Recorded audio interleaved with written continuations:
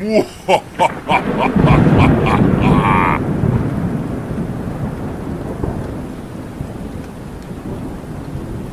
दोस्तों, आशा करता हूँ आप सब बहुत अच्छे होंगे। कहानी अच्छी लगे तो लाइक और सब्सक्राइब करिएगा और बेल आइकन पर ज़रूर क्लिक कीजिएगा। तो चलिए सुनाते हैं आज की कहानी। भूत प्रेतों की लीला भी अपरंपार होती है। कभी कभी ये बहुत ही सज्जनता से पेश आते हैं तो कभी कभी इनका उग्र रूप अच्छे अच्छों की धोती गीली कर देता है। भूत प्रेतों में बहुत कम ऐसे होते हैं जो आसानी से काबू में आ जाएं, नहीं तो अधिकतर सोखाओं पंडितों को पानी पिलाकर रख देते हैं और उनकी नानी याद दिला देते हैं। आज की कहानी एक ऐसे प्रेत की है जिसको कोई भी सोखा पंडित अपने काबू में न कर पाए और ना ही वह प्रेत किसी देवी देवता से डरता था। क्या वह प्रेत ही था या कोई और? आइए जानने की कोशिश करते हैं। हमारी भी इस प्रेत को जानने की उत्कंठा अतीव्र हो रही है। अब हम पहली बार ही इसके बारे में सुना है। दरअसल लोगों से पता चला कि इस प्रेत ने बहुत सारे सोखाओं पंडितों को घिसरा कर मारा, और इतना ही नहीं, जब इसे किसी देवी या देवता के स्थान पर लेकर जाया जाता तो देवी देवता को भी खुलकर खिल्ली उड़ाई और उन्हें चुनौती दे डाली कि पहले पहचान मैं कौन। और शायद ही इसका उत्तर किसी के पास था, चाहे वह सोखा हो या किसी देवी या देवता का बहुत बड़ा भक्त या पुजारी। अभी से आप मत सोचिए कि यह कौन था जिसका पता बड़े बड़े सोखा और पंडित तक नहीं लगा पाए। क्या इस कहानी को पढ़ने के बाद भी इस रहस्य से पर्दा नहीं उठेगा? इस रहस्यमयी प्रेत के पहचान में कौन पर से पर्दा उठेगा, और यह पर्दा शायद वह प्रेत ही उठाए, क्योंकि उससे अच्छा उसको कौन समझ सकता। बस थोड़ा इंतज़ार कीजिए और कहानी को आगे तो बढ़ने दीजिए। यह कहानी हमारे गांव जवार की नहीं है। यह कहानी हमारे ज़िले से सटे कुशीनगर ज़िले के एक गांव की है। यह गांव पडरौना के पास है। अब आप सोच रहे होंगे कि यह कहानी जब मेरे ज़िले की नहीं है तो फिर मैं इसे कैसे सुना रहा हूँ। मान्यवर, इस गांव में मेरी रिश्तेदारी पड़ती है, अस्तु इस कहानी को मैं भी अच्छी तरह से बयां कर सकता हूँ। भूत प्रेतों की तरह से इस कहानी को रहस्यमयी न बनाते हुए मैं सीधे अपनी बात पर आ जाता हूँ। इस गांव में एक पंडित जी हैं जो बहुत ही सुशील, सभ्य और नेक इंसान हैं। यह कहानी घटित होने से पहले तक यह पंडित जी एक बड़े माने जाने ठेकेदार हुआ करते थे और ठीके के काम से अधिकतर घर से दूर ही रहा करते थे। हफ्ते या 15 दिन में इनका घर आना जाना होता था। यह ठेका लेकर सड़क आदि बनवाने का काम करते थे। इनके घर के सभी लोग भी बड़े ही सुशिक्षित एवं सज्जन प्रकृति के आदमी थे। इनकी पत्नी तो साधु स्वभाव की थी और एक कुशल गृहिणी होने के साथ साथ ही बहुत ही धर्मनिष्ठ। एक बार की बात है, पंडित जी ठेके के काम से बाहर गए हुए थे, पर 2 दिन के बाद ही उनको 2 लोग उनके घर पहुंचाने आए। पंडित जी के घर वालों को उन 2 व्यक्तियों ने बताया कि पता नहीं क्यों कल से ही पंडित जी कुछ अजीब हरकत कर रहे हैं। जैसे कल रात को 7 मजदूरों ने अपने एक लिए खाना बनाया था और ये जिद करके उन लोगों के साथ ही खाना खाने बैठे, पर मजदूरों ने कहा कि पंडित जी पहले आप खा लें फिर हम खाएंगे। और इसके बाद जब ये खाना खाने बैठे तो 7 मजदूरों का खाना अकेले खा गए। और तो और ये खाना भी आदमी जैसा नहीं, निशाचरों जैसा खा रहे थे। उसके बाद 2 मजदूर तो डर कर वहाँ से भाग गए। फिर हम लोगों को पता चला। उसके बाद हम लोग भी वहाँ पहुँचे और उनको किसी तरह सुलाएं और सुबह होते ही इनको पहुँचाने के लिए निकल पड़े। इसके बाद वे दोनों व्यक्ति चले गए और पंडित जी भी आराम से अपनी कोठरी में चले गए। कुछ देर बाद पंडित जी लुंगी लपेटे घर से बाहर आए और घर वालों को मना करने के बावजूद भी खेतों की ओर निकल गए। घर का एक व्यक्ति चुपके से इनके पीछे पीछे हो लिया। जब पंडित जी गांव से बाहर निकले तो अपने ही आम के बगीचे में चले गए। आम के बगीचे में पहुंचकर कुछ समय तो पंडित जी टहलते रहे, पर पता नहीं अचानक उनको क्या हुआ कि आम के नीचे झूलती हुई मोटी मोटी डालियों को ऐसे तोड़ने लगे जैसे हनुमान का बल उनमें आ गया हो। डालियों के टूटने की आवाज़ सुनकर इनके छोटे भाई दौड़कर बगीचे में पहुंचे और इनको ऐसा करने से रोकने लगे। जब इनके छोटे भाई ने बहुत ही मान मनोवल की तब पंडित जी थोड़ा शांत हुए और घर वापस आ गए। इस घटना के बाद तो पंडित जी के पूरे परिवार के साथ ही इनका पूरा गांव भी संशय में जीने लगा। एक दिन फिर क्या हुआ कि पंडित जी अपनी ही कोठरी में बैठकर अपने बच्चों को पढ़ा रहे थे और इनकी पत्नी वहीं बैठकर रामायण पाठ पढ़ रही थी। तभी इनकी पत्नी क्या देखती है, पंडित जी की शरीर फूलती जा रही है और चेहरा भी क्रोध से लाल होता जा रहा है।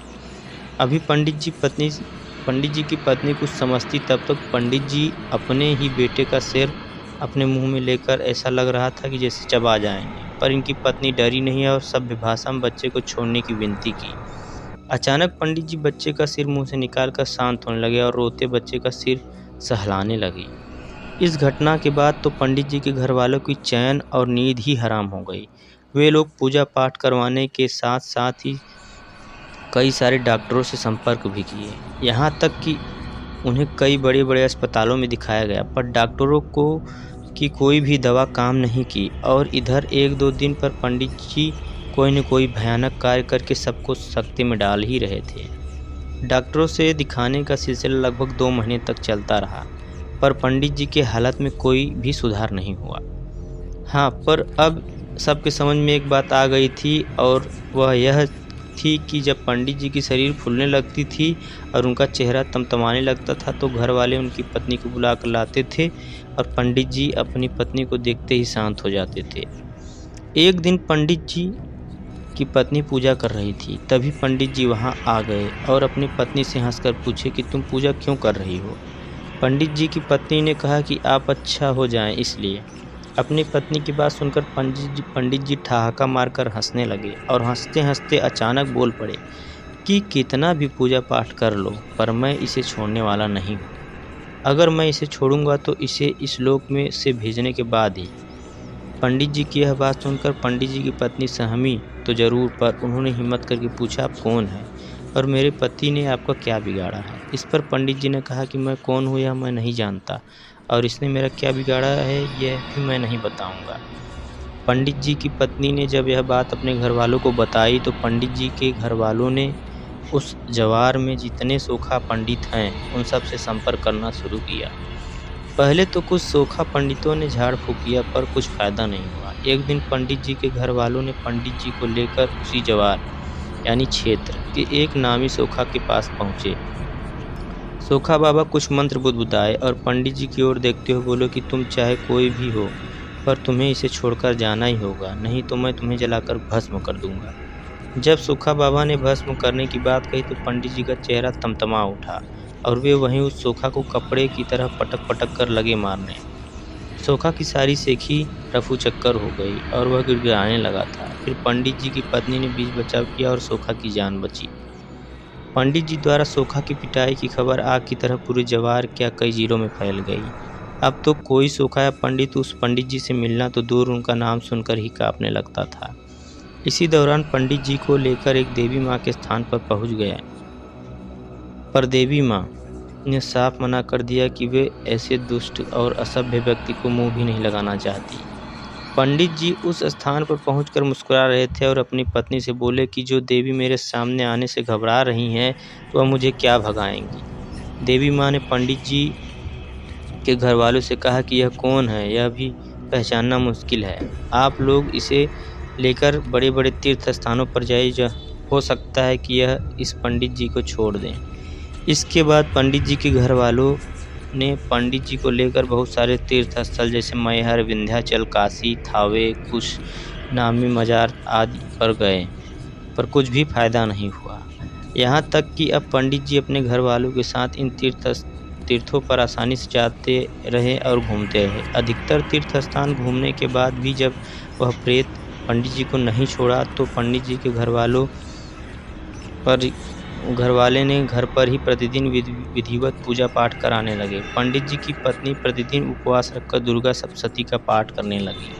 एक दिन पंडित जी अपने घर वालों को अपने पास बुलाया और बोले कि आप सभी लोग खेतों में जाकर कम से कम एक एक पीपल का पेड़ लगा दीजिए।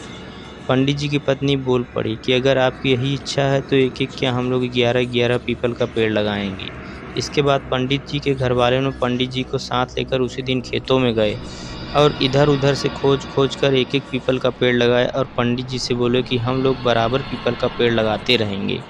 इस घटना के बाद पंडित जी थोड़ा शांत रहने लगे। अब वे अपने घर का छोटा मोटा काम भी करने लगे थे। एक दिन पंडित जी के बड़े भाई घर के दरवाजे पर लकड़ी फाड़ रहे थे।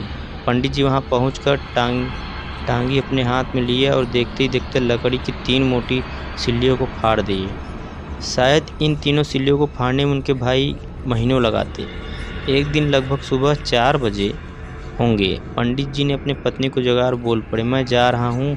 पंडित जी की पत्नी बोल पड़ी, अभी तो रात है और आप रात में कहाँ जा रहे हैं? पत्नी की यह बात सुनकर पंडित जी हंसे और बोले, मैं जा रहा हूँ और वह भी अकेले, तेरे सुहाग को तेरे पास छोड़कर। अब मैं तेरे पति को और तुम लोगों को कभी नहीं तंग करूँगा। तू जल्दी से अपने पूरे घर वालों को जगाओ ताकि जाने से पहले मैं उन सबसे मिल सकूं। पंडित जी के इतना कहते ही पंडित जी की पत्नी आंखों में झरझर आंसू झरने लगे और पंडित जी का पैर पकड़कर खूब तेजी से रोने लगी। अब तो पंडित जी की पत्नी के रोने की आवाज़ सुनकर घर के लोग सब भयभीत हो गए और दौड़ भागकर पंडित जी के कमरे में पहुँचे। अरे यह क्या! पंडित के कमरे का माहौल तो एकदम अच्छा था क्योंकि पंडित तो मुस्कुराए जा रहा था। घरवालों ने पंडित की पत्नी को चुप कराया और रोने के कारण पूछा। पंडित जी की पत्नी के बोलने से पहले ही पंडित जी स्वयं बोल पड़े कि अब मैं सदा सदा के लिए आपके घर को इस सदस्य को छोड़कर जा रहा हूँ। अब आप लोगों को कष्ट देने की कभी नहीं आऊँगा। पंडित जी के इतना कहते ही पंडित जी की पत्नी बोल पड़ी, आप जो भी हों मेरी गलतियों को क्षमा करेंगे। क्या मैं जान सकती हूँ कि आप कौन हैं और मेरे पति को क्यों पकड़ रखे थे? इतना सुनते ही पंडित जी बहुत ज़ोर ज़ोर से हंसे और बोले, मैं ब्रह्म प्रेत हूँ, यानी ब्रह्म पिशाच हूँ। मेरा कोई भी कुछ नहीं बिगाड़ सकता और मैं तेरे पति ने उस पीपल के पेड़ को कटवा दिया था जिस पर मैं हजारों वर्षों से रहता था। इसने मेरा घर ही उजाड़ दिया था, इसलिए मैंने इनको बर्बाद करने की ठान ली थी, पर तुम लोगों की अच्छाई ने मुझे ऐसा करने से रोक लिया। इस घटना के बाद से वह ब्रह्म प्रेत महाराज जी उस पंडित को छोड़कर सदा सदा के लिए जा चुके हैं। आज पंडित जी एवं उनका परिवार एकदम खुशहाल और सुख समृद्ध है, पर ब्रह्मप्रेत महाराज के जाने के बाद भी अगर कुछ बचा है तो उनकी यादें और विशेषकर उन सोखाओं के जेहन में जिनका पाला पड़ा इन ब्रह्मप्रेत जी से पड़ा था। इसके चलते ही इन सोखाओं ने अपनी सोखागिरी छोड़ दी थी। एक निवेदन करता हूँ, प्रेत बनकर नहीं आना, आदमी बनकर। एक तो पेड़ काटे ही नहीं और अगर मजबूरी में काटना पड़ जाए तो एक के बदले 2 लगाइए ताकि मेरा घर बचा रहे और आप लोगों का भी, क्योंकि अगर ऐसे ही पेड़ कटते रहें तो एक दिन प्रकृति असंतुलित हो जाएगी और शायद न आप बेचैन आपका घर भी। तो दोस्तों धन्यवाद। कैसी लगी कहानी? कहानी अच्छी लगी हो तो कमेंट करके बताएं और नए हो चैनल पे तो सब्सक्राइब करें। धन्यवाद दोस्तों।